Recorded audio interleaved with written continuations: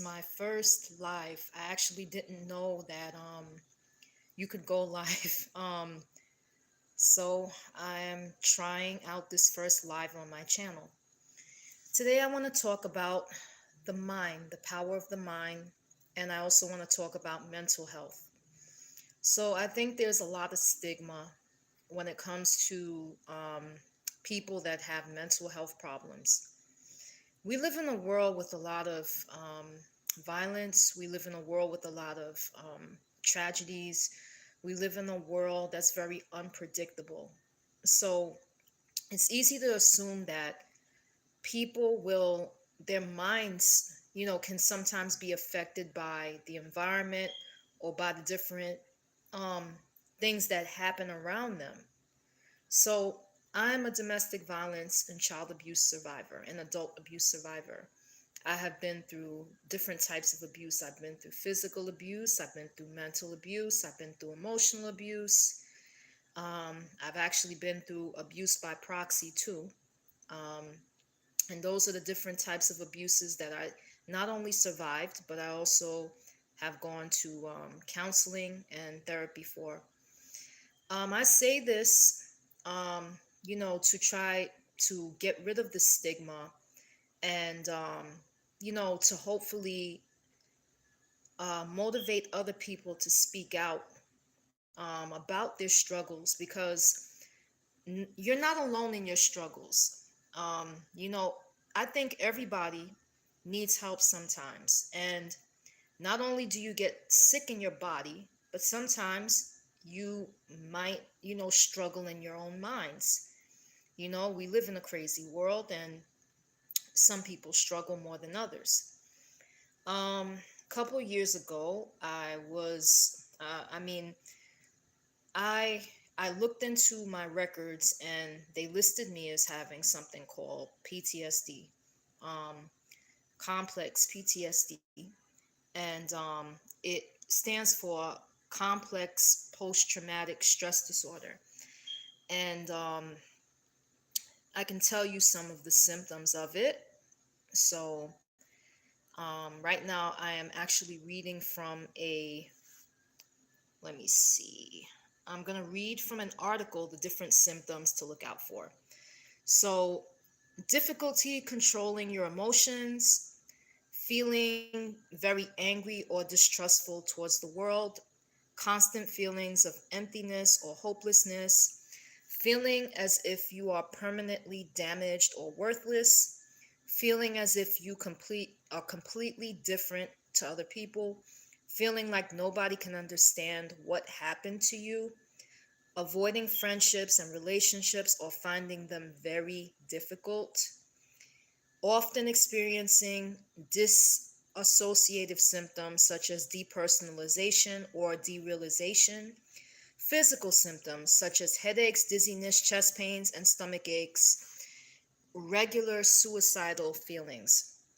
So, if I'm going to be honest, at different times when I struggled with my CPTSD, I went through a combination of some of these symptoms, one or more, um, depending on the traumas and the stress levels, in my life at the time.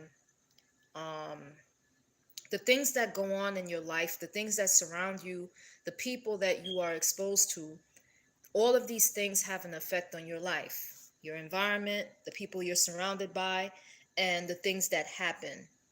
And those are things, sometimes that we cannot control. Sometimes we can control it if we're adults, but if you're a young child or you're a minor and you're living under a parent's roof, sometimes you can't um, control that. But anyway, so these are some of the symptoms of complex PTSD. And I've struggled with this for a couple of years. If you've watched my previous videos, I did talk about my abuse experience as a child. I grew up with a father who was an alcoholic and on drugs. And when he was drunk and high, he would come and he would regularly beat up my mother. And I grew up seeing the beatings and sometimes experiencing some beatings as well. And when you're a kid, they tell you, what goes on in this house stays in this house. You're expected to silence yourself because you're afraid that you'll get a worse beating if you open up your mouth and say something, or things will get worse. So sometimes for some children or some survivors, you keep your mouth shut, you don't say nothing, and you do something called repress it. Repress it means it's kind of like you stuff all of those emotions and feelings and rage and anger and fear. All of that stuff gets pushed down to the point where you no longer um, actually admit that it happened, or admit, that it affected you, or that it had some type of emotional damage to you. It's kind of like you ignore that it happened. It's kind of like it never happened, but you know that it did happen. And when you stuff and you repress feelings like that, those emotions and those scars and that hurt and that rage and that pain will come out in other ways. Um, we see it in society, when children have been traumatized. Some children, depending on who it is, will act out.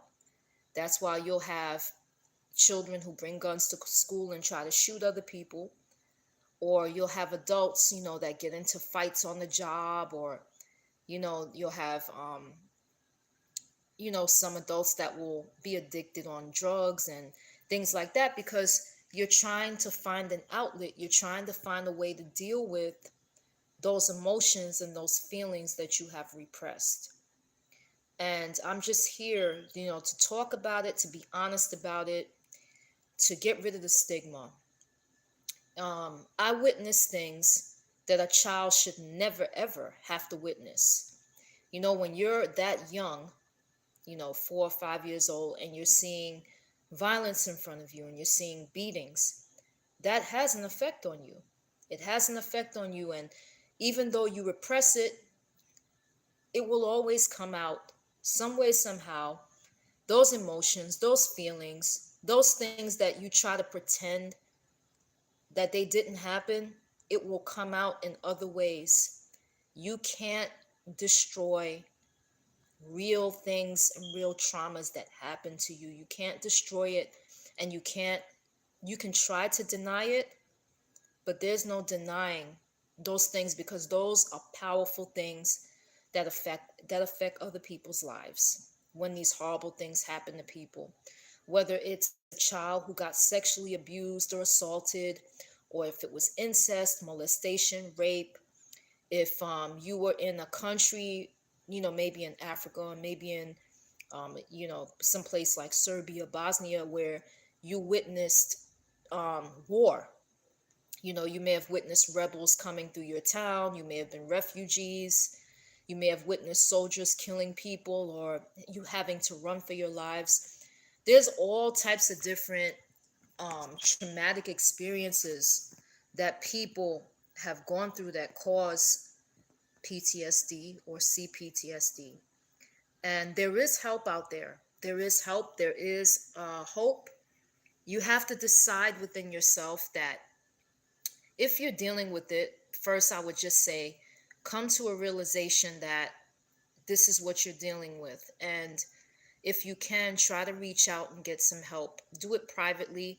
You don't have to share with everybody, because everybody's not going to understand your personal experience. They're not going to understand it because it's your own experience. It's your own personal experience. For me, there's been times I've had flashbacks of abusive situations that I experienced with my mother, my ex-husband, my dad, and just episodes of arguments and things that may have happened with my sisters. And these things are rough. These memories, these flashbacks, these things that you have, it can be really, really rough. It could be so realistic. All it takes is one trigger. You might hear one song, you might hear a sound like a if someone slams a cabinet.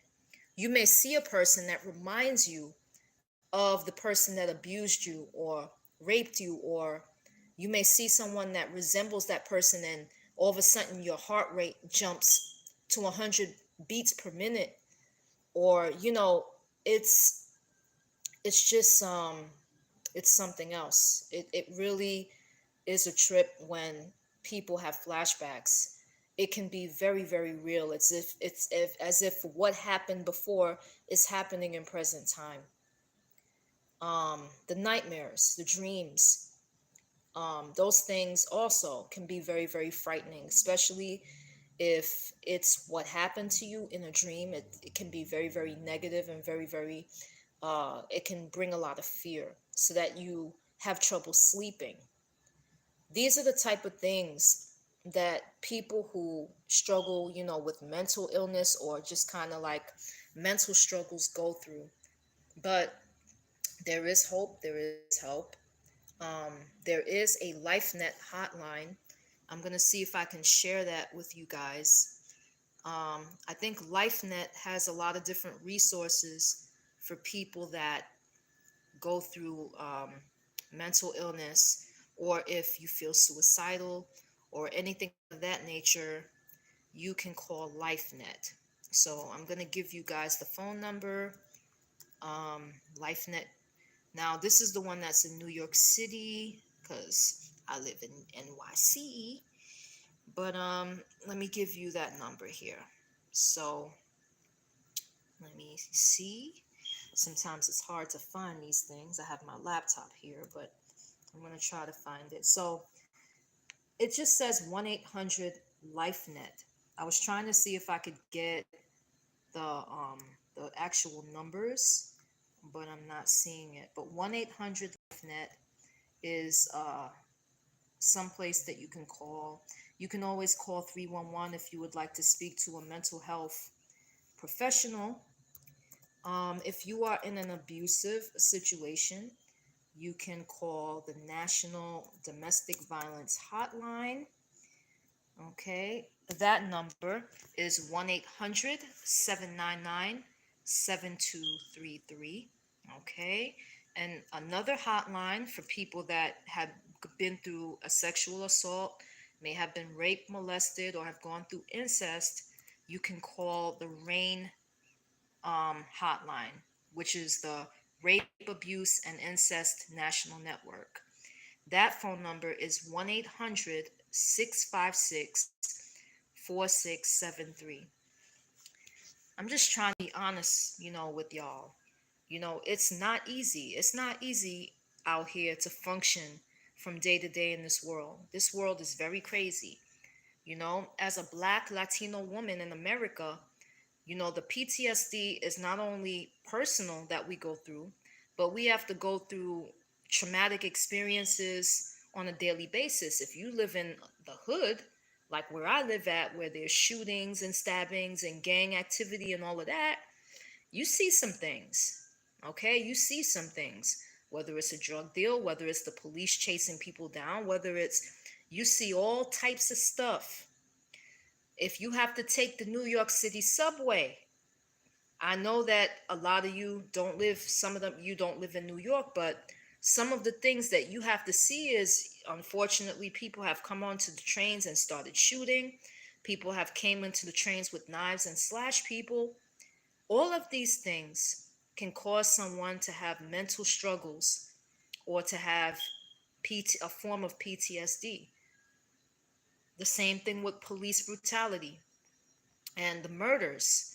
When you see members of your own community being gunned down, having a police officer, white police officer, put the foot on someone's neck until they pass out or they die, or put someone into a legal chokehold until they can't breathe, like all of those things, that the news reports on can even cause PTSD for the average person.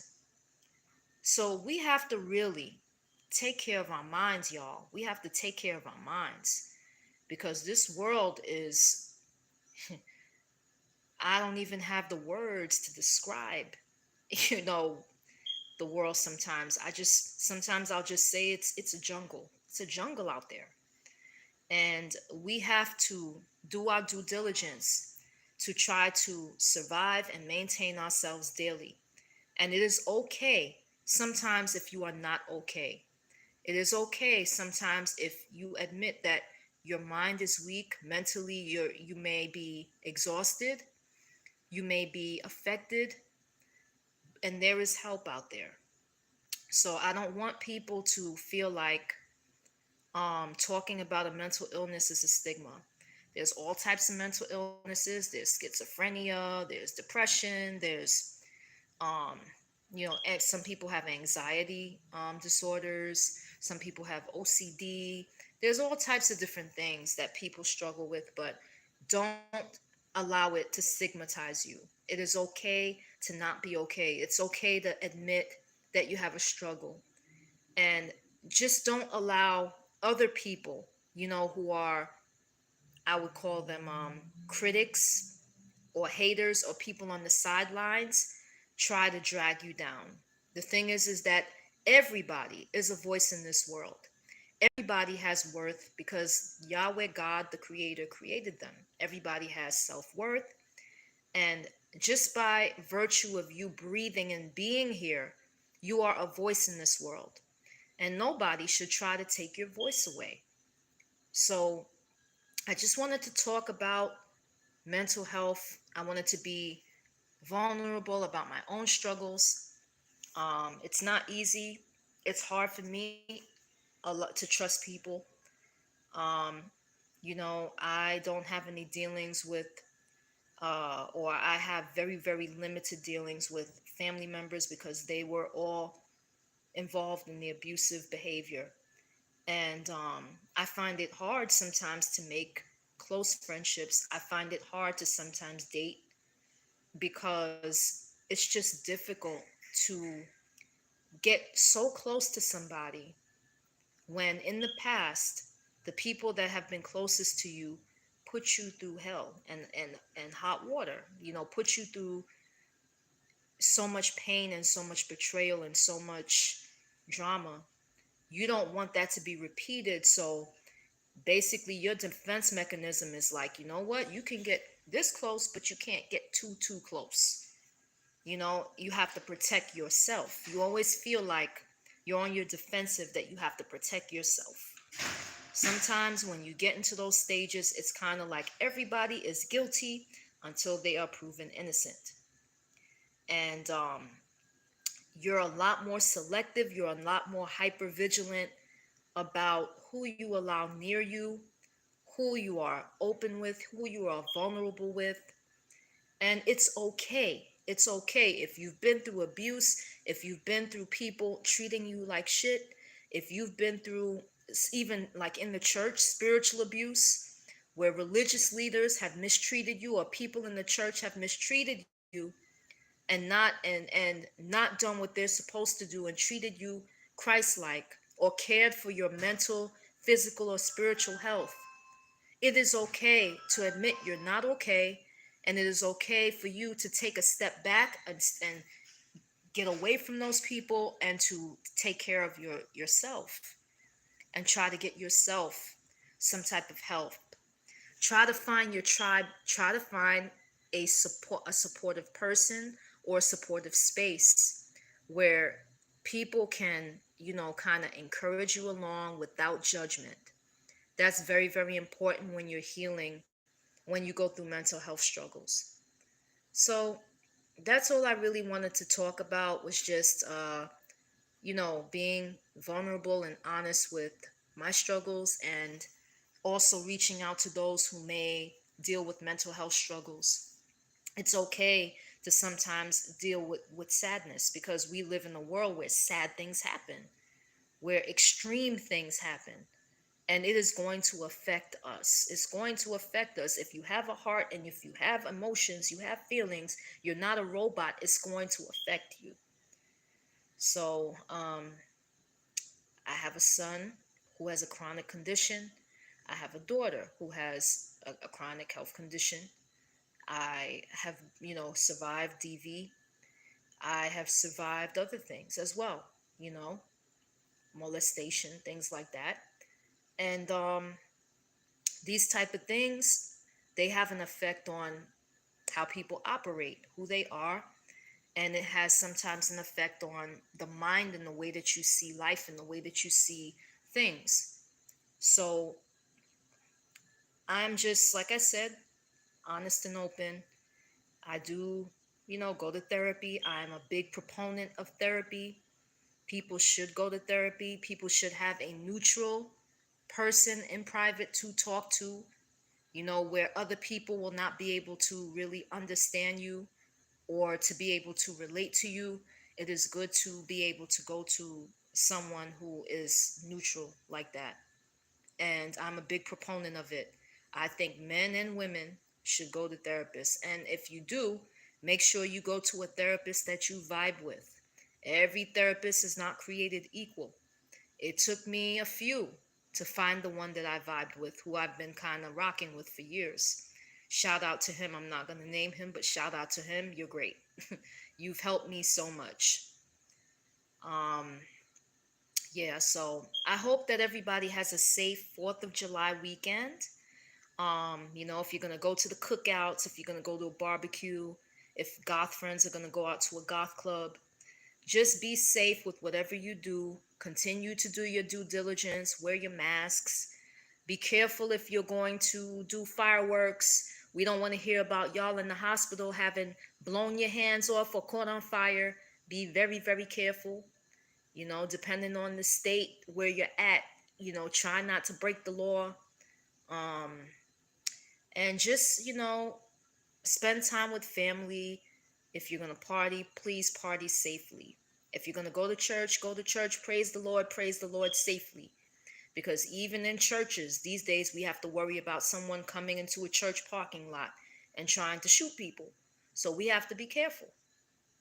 All right. So blessings and peace to everybody. And there'll be more content shortly. And all I can say is peace.